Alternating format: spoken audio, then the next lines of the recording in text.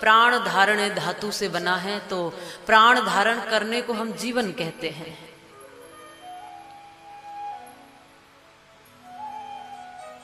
धातुर्थ के अनुसार ऐसा व्याकरण की दृष्टि से देखें तो उसकी परिभाषा की जा सकती है कि ये जीवन है, जिसको प्राण जो धारण कर लेता है वो जीवन है। जन्म के बाद और मृत्यु से पहले की जो स्थिति है वो जीवन है। लेकिन क्या यही जीवन है? गुरुदेव से कहा ये जीवन क्या इतना ही जीवन है? केवल जिसने प्राण धारण कर लिए, ये शरीर पा लिया, जिसके लिए कहा पुनर्वित्तम पुनर्मित्रम पुनर्भार्या च पुनर्महि एतत् सर्वम पुनर्लभ्यम न शरीरम पुनः पुनः, क्या यही जीवन है? इतना सा ही जीवन है? ये जो हम देख रहे हैं बस वही जीवन है?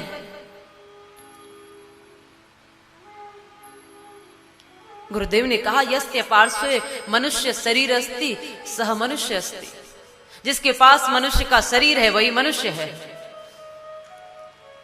लेकिन लक्ष्मण जी ने कहा ऐसा तो मुझे नहीं लगता।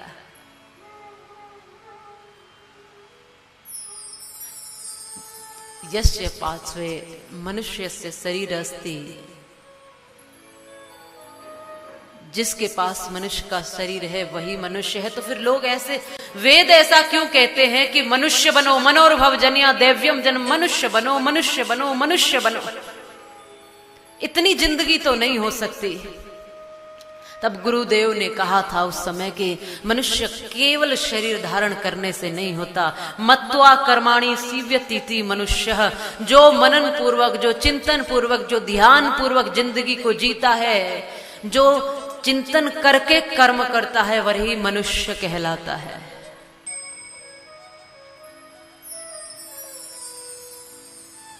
भगवान बनने की प्रक्रिया की तरफ है, लेकिन अभी तक सही बताएं तो मनुष्य बनना भी नहीं आया है।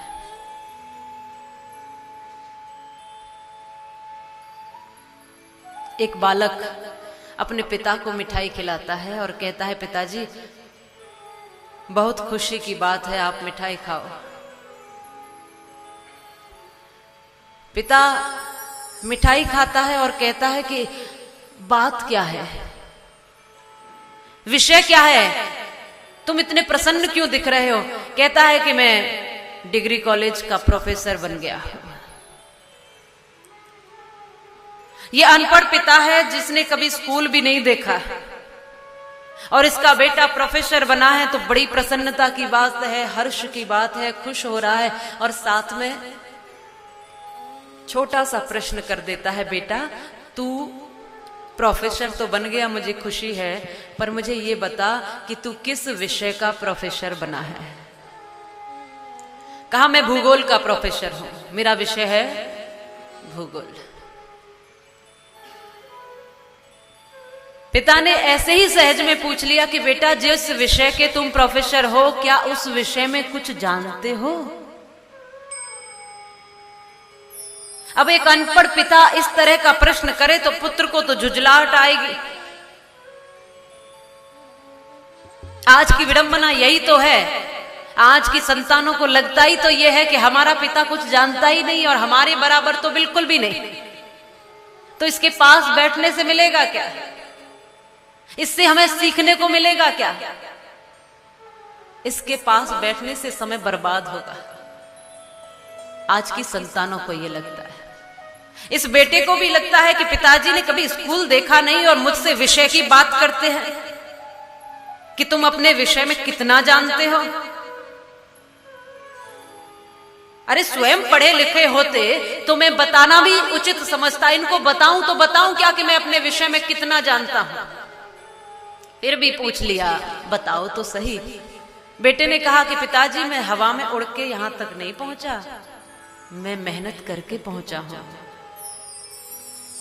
अगर आपको प्रमाण चाहिए तो क्योंकि मेरा विषय है भूगोल, इसलिए मैं इस पूरे भूगोल का, इस दुनिया का नक्शा आपको 20 मिनट में बनाकर दिखा सकता हूं। ये मेरी तरफ से आपको प्रमाण हो जाएगा। पिताजी भीतर गए, एक कागज लेकर आए। एक तरफ कोरा कागज है और एक तरफ से एक चित्र बना हुआ है मनुष्य का। कहा इस खाली तरफ जो खाली कागज है, कोरा कागज है, इस पर तुम अपनी इस दुनिया का नक्शा बना दो, मैं देख लूंगा। 20 मिनट से पहले पहले ये नक्शा बनाकर तैयार कर दिया है।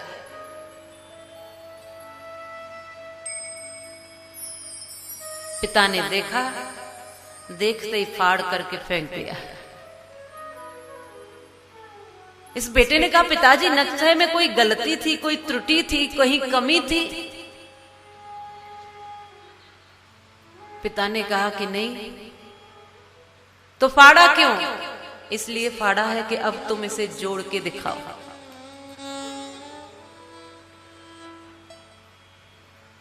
ये इसलिए फाड़ा है कि अब तुम इसे जोड़कर दिखाओ।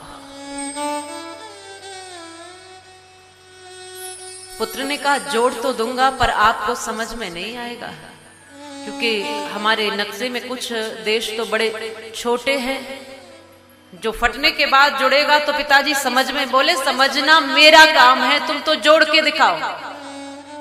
अब जोड़ना इस बेटे ने शुरू किया उस नक्शे को, उन टुकड़ों को, और जोड़ते जोड़ते इसको 1 घंटा हो गया। जो नक्शा 20 मिनट में जुड़ गया, बन गया, वो 1 घंटे में भी जुड़ नहीं पा रहा है।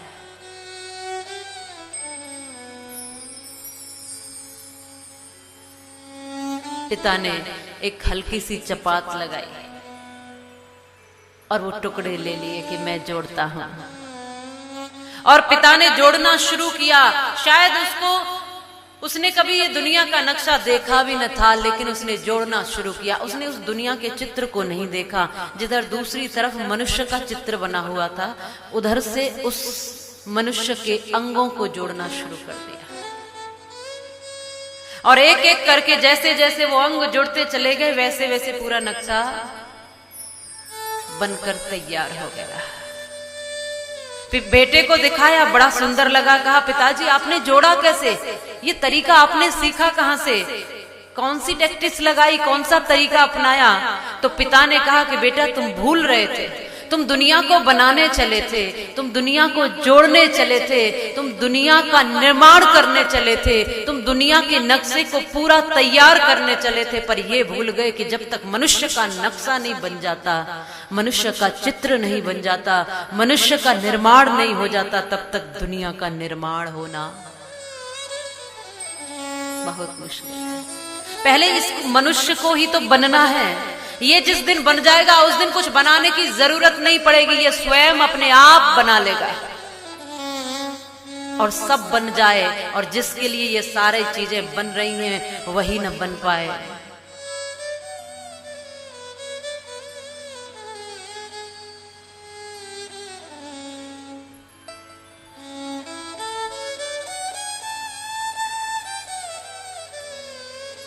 थोड़ा सा गहराई से समझो इन विषयों को। मैं जब कई बार देखती हूं तो मुझे ऐसा लगता है कि अपने अपने जीवन से, अपनी अपनी जिंदगी से प्रत्येक प्राणी प्रसन्न है, खुश है।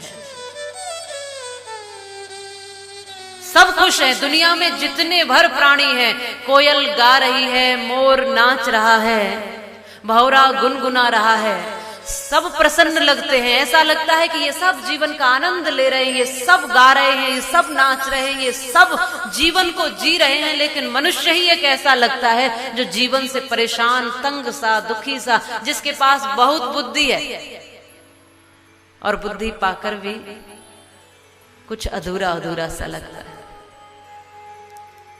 बहुत दिन पहले मैंने कुछ लाइनें लिखी थी कि ये जीवन कैसा कैसा और किस किस को लगता है। मुझे ऐसा लगा कि ये जीवन सभी प्राणी जी रहे हैं, लेकिन मनुष्य इसको उतने आनंद से नहीं जी पा रहा। तो जब महसूस किया तो मुझे लगा कि ये जीवन कोयल को राग सी, ये जिंदगी कैसी लगती।